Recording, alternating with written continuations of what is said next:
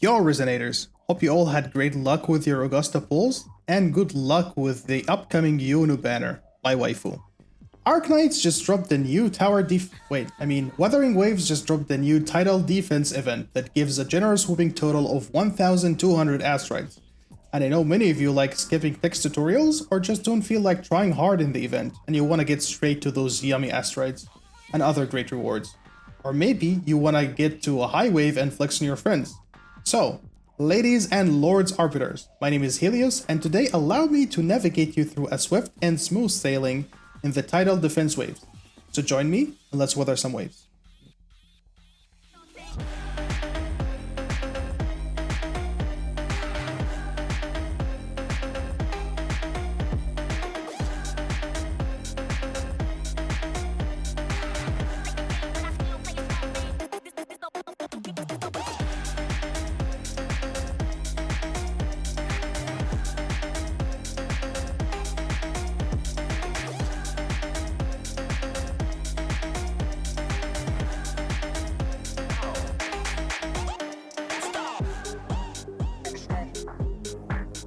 Alright, as usual, before we start, let me remind you that we are going to break this video in parts, so feel free to use the timestamps to get to the part that you want to check. And now, let's get to the video. This video will be divided into the following parts for the ease of use. What is the Tidal Defense? The mechanics of the event, tips and tricks to get you started, how to actually play through the event, special machines, synergies, and combos that are OP, general tips for faster stage clears, and finally, normal versus infinite stage to reach wave 20 to get all the rewards.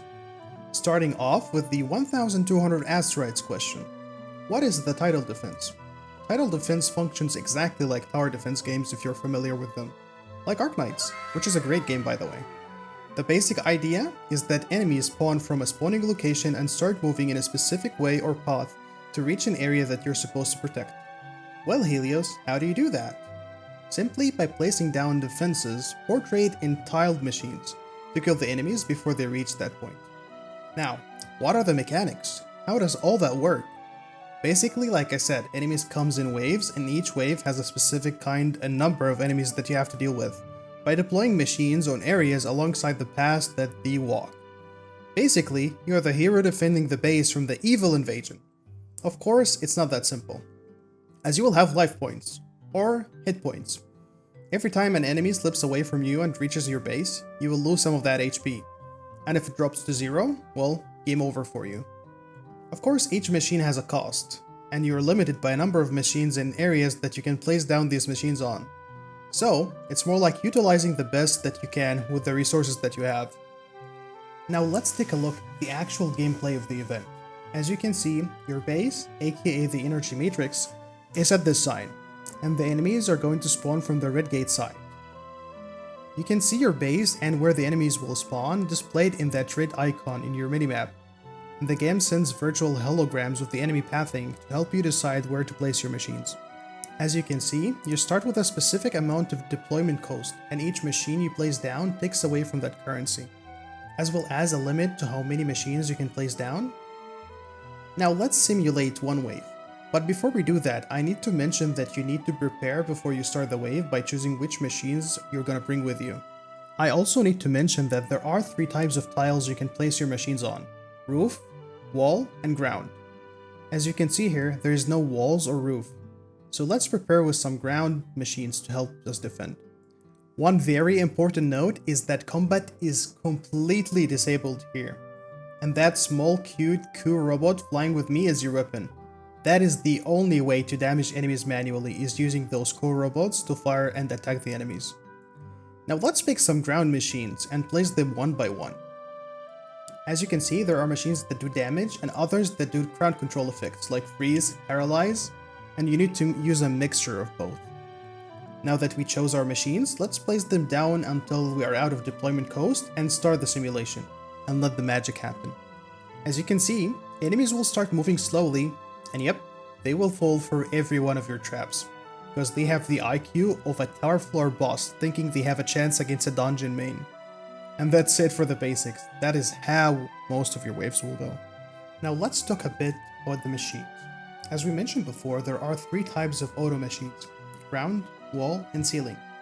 Each machine have an effect and will trigger frequently based on its cooldown. The smartest way through this event is to place down a mixture of all 3 types of machines together, and use both crowd control and damaging machines, as there are some crazy combos that we will get to later. Now keep in mind that once a machine uses its action, it goes in cooldown till it can be fired again, which is why it's smart to watch out for machines with high cooldown and try to benefit from them attacking multiple enemies. As you start, you will have access to limited types of machines, but don't worry, you can finish the entire event using only beginner machines. Now let's go by the machines quickly in case you're curious at what they do. But before that, each machine has 3 levels. Now you can level up machines using a currency called Sim Ingot, and you get those by completing stages. Level 2 is a small effect upgrade, but level 3, which costs 50 Sim Ingots, allow you to unlock additional effects, which in some cases is crazy. Let's start with ground machines. Tacit Spikes is the machine that deals physical damage. Stun Emitter is a crowd control machine that zap enemies and paralyze them. Glacian Beacon slows down enemies. Glitch Spawner make enemies move in opposite direction for a short duration of time. Hologram Echo Drake spawns a drake that does AoE fusion damage in front of it. Hologram Echo Junrock spawns a Junrock that explodes after a short while in a radius, dealing huge amount of damage. Hologram Echo Buff spawns a Pufffish to attack echoes. Moving on to the wall machines. Tessite Barrage deals damage. Repulsal Sprout, which is my favorite machine and one of the strongest in my opinion, pushes away the echoes. Thunderlance, one of also my favorite machines, deals electro damage in a line in front of it, which is great for corridors. Frost Spout slows down enemies and damages them. Vortex Generator is a great vacuum and a CC machine. Burst Launcher is a damaging fusion machine. Next up, Sealing machines. Whirlpool Device pulls enemies and damages them. Hologram Echo Tortoise pushes enemy. Shock Conductor zaps enemies dealing electro damage. Freeze Jet deals glacier damage and slows down enemies. And finally, Chest Mimic does fusion damage and has a mechanic called Lucky Coin. We'll talk about it later. Now Kuro weapons have 2 DPS modes. Fusion, which is a single target, and Electro, which can do AoE damage. And 2 crowd control modes, Arrow, which pushes enemy back, and Glacier, which freezes enemies. Moving on to some machine combos that work really well together. If you have a wall facing an open area, a sea, a volcano or whatever, then your best friends are going to be a Vortex Generator and Repulse or a Sprout. What this combo does is make sure you have a huge number of enemies getting grouped together and ready to be yeeted into the sea, volcanoes, or out of the windows. Dragon Hologram and Vortex is also a really good combo, since Dragon can shoot enemies being grouped in the Vortex. One of my favorite combos is Slow plus Paralyze plus Confuse. It is so much fun seeing the enemies unable to move because of the fact that they're crowd controlled to death. I prefer using either Slow or Paralyze in front of the Confusion machine, just to piss off the echoes. Stun Emitter plus Thunderlance plus Shock Conductor is your go-to combo for electric combos, which is what I will mostly be using since you can access all 3 of the machines relatively early compared to the other combos in the game. Now let's talk about general tips for stage clearing. Number 1, scout the area first and look for good opportunities and don't put all your eggs in one basket. Meaning, just don't go for ground machines or damage machines and expect it to work. By looking at the area first, you can decide which combos could be good for the specific area. Number 2, don't cluster all of your defenses towards the end or near your base. In fact, I encourage you to start putting defenses next to the enemy spawning area, in case something goes wrong. It would give you much more time to fix it. I know most people are gonna argue that placing all your defenses in crossroads is better, but trust me, it isn't, especially not here. Dealing with enemies in earlier areas means that you have better chances for stronger combos. Number 3, don't forget that you can shoot manually. Kuro robots are actually insanely strong, especially the electric one and the air one. These two can actually save you in a lot of scenarios. Number 4, don't worry about trying or upgrading machines, as you can get back your currency no matter how many times you spend it. So don't be afraid or intimidated, and try newer machines. Number 5, it's okay for enemies to escape from your defenses and reach your base. It's not the end of the world. The game gives you window for mess-ups, so don't panic and stay calm. Number 6. This event is here for a very long time, so don't try to rush it. I was going to make a showcase for each stage, but I didn't realize this would make this video at least 4 hours long.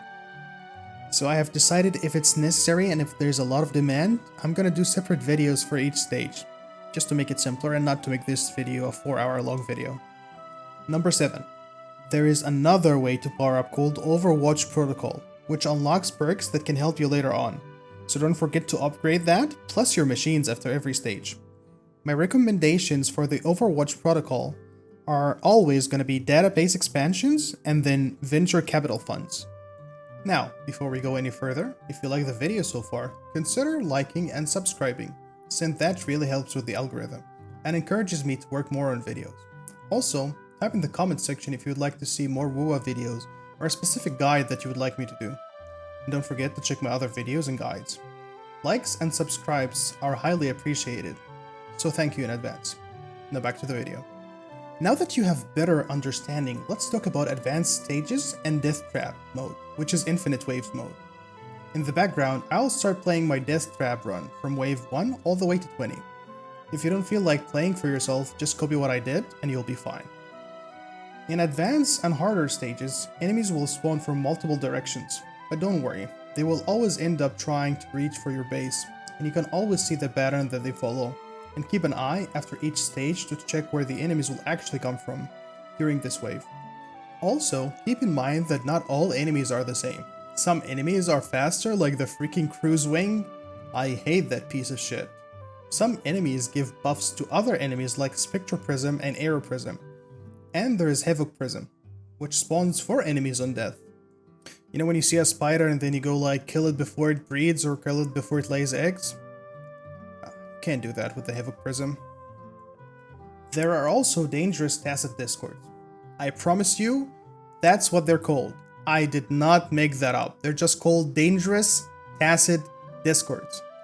Now, all of the dangerous tacit fields have this specific passive, where they become immune to crowd control effects when their HP drops below 50. Let's start with the Flutist, which simply just disables on-combat machines near him. Up next, Luminous Scale Construct, which has the same immunity like the Flutist and everyone else, but also gives shields to nearby Tacit Discord. There is also a Chop Chop, which always takes 1 damage no matter what you do, so you just want to hit him more times, not just big hits. But he doesn't really have anything else going on, so he's not really a threat. Finally, we have the Temporinist, I hope I said that right, which can only be damaged by ground machines. See why I told you to not put all the eggs in one basket? Now, before going into stages, you can always check the enemies that you will encounter by pressing on the enemy detail screen. You can also check all the waves and what enemies they contain. But hey, where's the fun in that? We just go YOLO. Yes? No? Fine, have it your way. Okay, before we continue on talking about the infinite stage mechanics, I would like to warn you that in later waves, specifically starting wave 15, you encounter the most broken type of enemies, the corrupted enemies.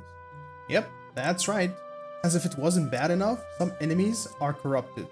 When they die, they disable your machines, and now your only option is to use a special item from Cool Money Shop in order to remove that corruption and place your machines again.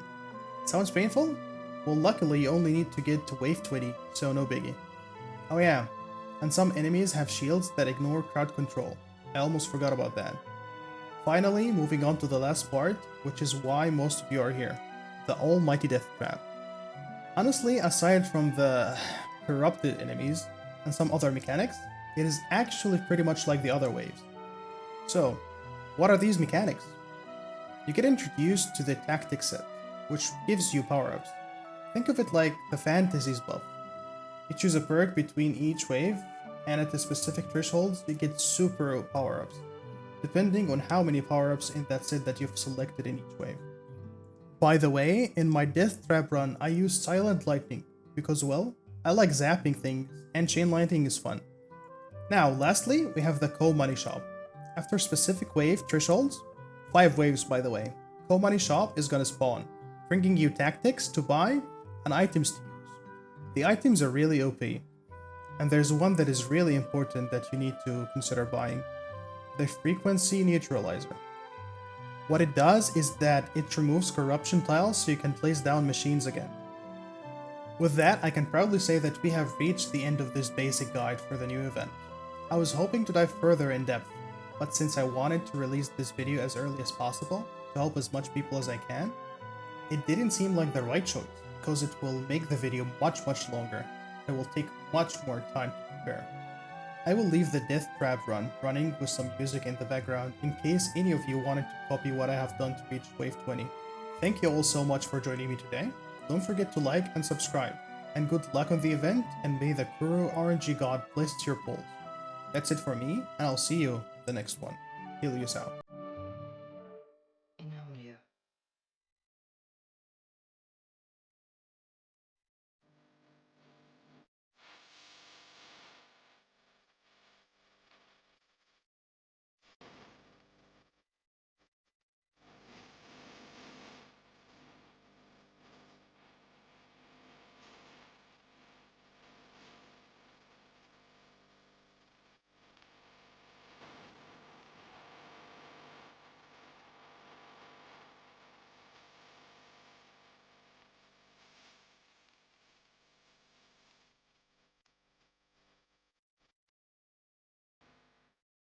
In audio.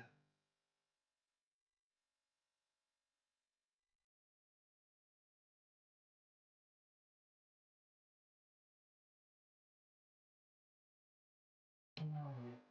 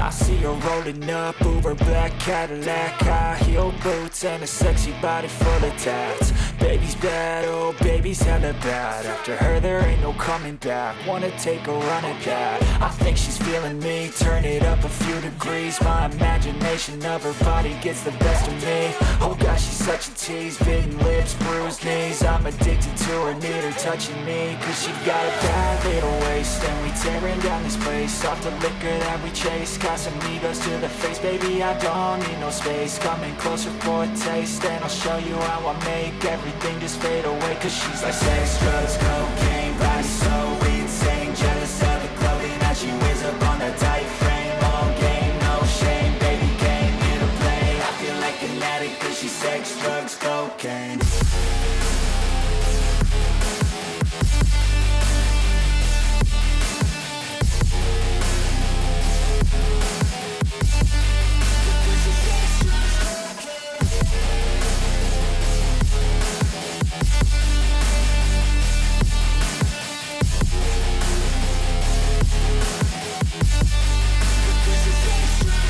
Got a fine little body and her mind's kinda naughty. They say that once you taste it, you cannot replace it. She could get you high, all the dopamine inside triggers fast once she's naked. Her body's a creation. They say the devil made her for his entertainment, but even he couldn't learn how to contain it. Her high heels make a damn good statement. There is no replacement, a body by Satan. Cause she got a bad little waist, and we tearing down this place. Off the liquor that we chase, got some egos to the face. Baby, I don't need no space. Coming closer for a taste, and I'll